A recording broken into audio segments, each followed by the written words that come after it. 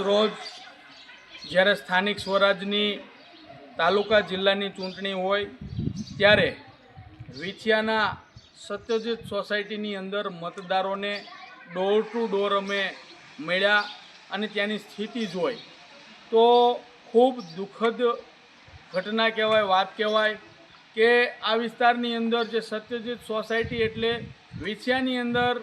એક સમયે સારામાં સારો એરિયો હતો, પરંતુ હાલ અત્યારે આ સત્યજીત સોસાયટીની અંદર ભૂગર્ભ ગટરનું કામ હોય કે પાણીની પાઇપલાઇનનું હોય, ખૂબ જ ભ્રષ્ટાચાર થયેલો હોય, ખૂબ જ નબળી કક્ષાનું હોય. ઘણા મહિનાથી તમામના ઘરે જે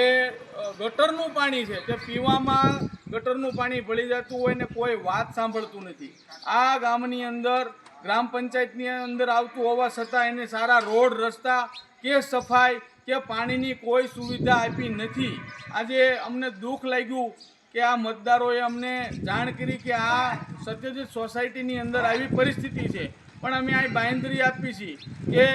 કોંગ્રેસ પક્ષના ઉમેદવાર ચૂંટાશે, અમે પૂરી તાકાતથી રોડ, રસ્તા, પાણી, ગટરની જે કંઈ સુવિધા હોય એના માટે પૂરી લડત આપીને અહીંના સ્થાનિક લોકોને પૂરો ન્યાય મળે અને જે ધારાધોરણ પ્રમાણે જે સુવિધા મળતી હોય, કારણ કે ભારતનો નાગરિક કે ગામનો નાગરિક તમામ લોકો સમાન ટેક્સ ભરે છે, છતાં ગ્રામ પંચાયત હોય, તાલુકા પંચાયત હોય તેના મારફતે એને સુવિધા મળતી નથી. જો અમારી પ્રાથમિકતા એવી છે કે સામાન્ય પ્રજાને રોડ, રસ્તા,